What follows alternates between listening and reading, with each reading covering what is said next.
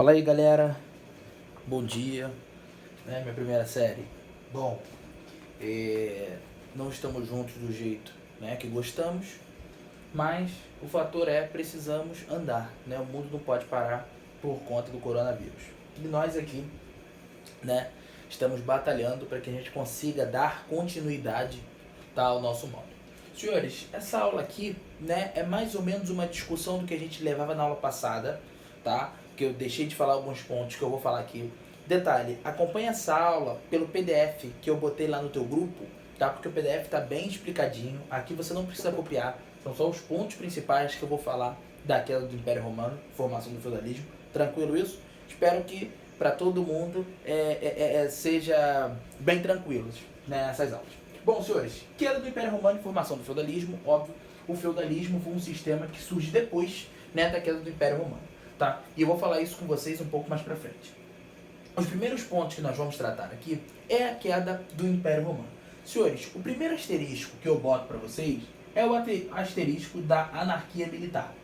Lembra vocês que o Império Romano é um império que ocupa não só a Europa, tá? Como também ocupa regiões da própria Ásia e regiões da própria África. Então é um império muito extenso, o Império Grandioso. Lembra que esse Império Romano, durante aquele período da Pax Romana, ele se expande muito, ele distribui trigo para a população, ele faz a política do pão e circo. Lembra que vivia-se um período de grande expansão desse império. E essas expansões, tá, geralmente levavam às guerras, senhores? E essas guerras, tá, elas ocorriam por disputas territoriais.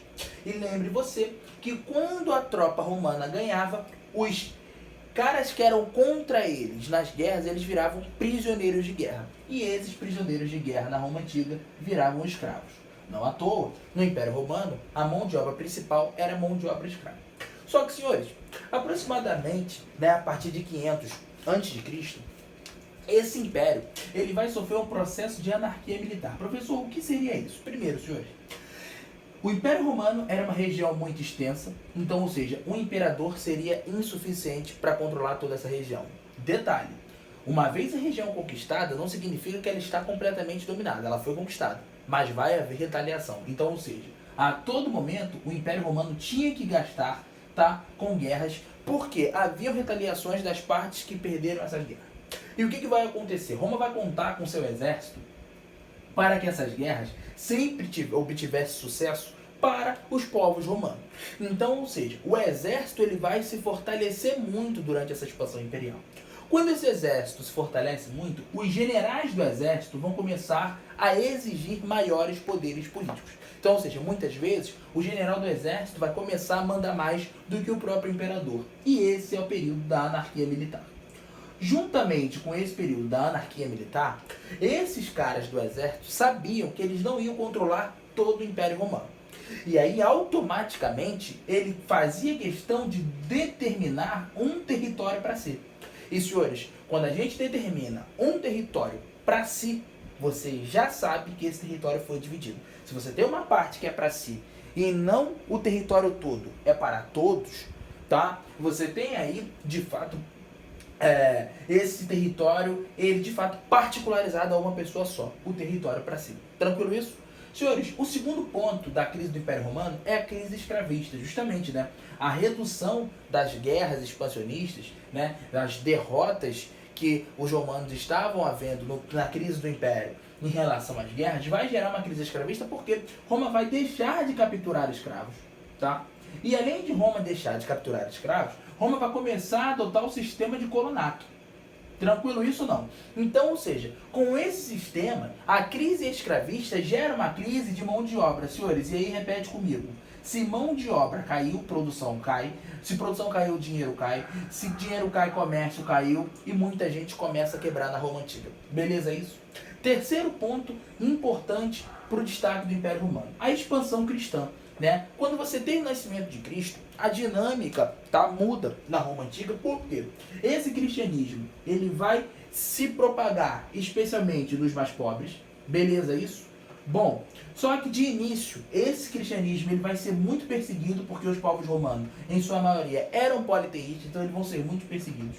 Tá? Só que o problema é, como a quantidade de pobres ia aumentando muito na Roma Antiga, o cristianismo ele se expandiu muito, tanto que logo, tá, quando Constantino chega ao poder, ele publica o Édito de Milão, beleza? E o que diz o Édito de Milão? Liberdade religiosa dentro do Império, acaba a perseguição aos cristãos. E o Édito de Tessalônica, fica tranquilo que está tudo no teu PDF. O Édito de Tessalônica, um pouco mais para frente, torna o cristianismo religião oficial do Império. Então essa crescida do cristianismo dentro do Império Romano, tá, vai fazer com que a sua crise aumente. Por quê? Né? Primeiro que há uma resistência de muitos politeístas virarem cristão, mesmo assim o cristianismo ele começa a se impor nessas regiões. Tá? Então, ou seja, a igreja vai começar a empreender ali a fé no monoteísmo. Tranquilo isso? E detalhe, né? Se eu estou falando aqui de regiões de Ásia, regiões de África, você vai ver que vai começar alguns embates, tá, com os próprios muçulmanos. Lembra disso que a gente falava disso na outra aula. Bom, o quarto ponto dessa crise do Império Romano são as invasões bárbaras, né? As invasões bárbaras. E quem eram os bárbaros? Os bárbaros eram os povos não romanos. Beleza isso? Os bárbaros eram povos não romanos. E esses bárbaros, eles iam invadindo terras desse Império Romano, iam dominando a determinada terra, iam dominando uma outra determinada terra, e iam dominando uma outra determinada terra. O que vai acontecer? Quando esses povos não romanos se fixarem em um local, eles vão transformar esse local em reinos. E aí, senhores, esse reino vai aparecer para você no seu material e na sua apostila como reinos germânicos. Por que reinos germânicos? Porque os bárbaros, a maioria deles eram oriundos das regiões da Germânia. Tranquilo isso, senhores? Principal reino que vai se formar com a queda do Império Romano. O tal do Reino Franco.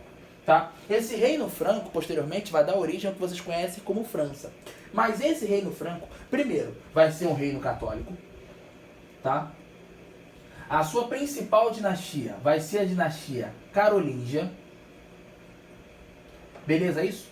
Uma das batalhas muito importantes, e aí tudo a ver com a expansão do cristianismo, vai ser a Batalha de Poitiers, onde esses caras vão expulsar os muçulmanos, tá, da Europa. Tranquilo isso? E nessa dinastia carolíngia, que faz essa Batalha de Poitiers, o governante é Carlos Magno. Tranquilo, senhores? Então leia isso com calma na sua apostila. A gente vai voltar a falar disso um pouquinho quando falarmos mais de feudalismo, mas espero que tenha ficado claro para vocês os motivos da queda do Império Romano. Então, senhores, o que você tem que lembrar? Que era um império muito grande e que ele perde o controle sobre as suas terras. Nessa que perde o controle sobre as suas terras, ele é invadido. Nessa que ele é invadido, gera-se uma nova dinâmica cultural, uma nova dinâmica política e uma nova dinâmica religiosa com a expansão do cristianismo. Beleza isso, senhores? Um detalhe. E quando adota-se o sistema de colonato, tá? Você tem um processo de ruralização. Senhores, o que seria o processo de ruralização? As pessoas, para fugir da crise, estão indo para o campo em busca de terras, beleza? É o contrário do processo de êxodo rural, que é as pessoas saindo do campo e indo para a cidade. Então, a marca principal da queda do Império Romano são todas essas características que vão gerar, né, aí a deflagração desse grande império lá de Otávio Augusto, né, da Pax Romana, que a gente falou isso em sala de aula. Beleza, galera? Um vídeo rápido, vídeo de explanação. Qualquer dúvida, só deixar aí no comentário do Classroom. Beijo!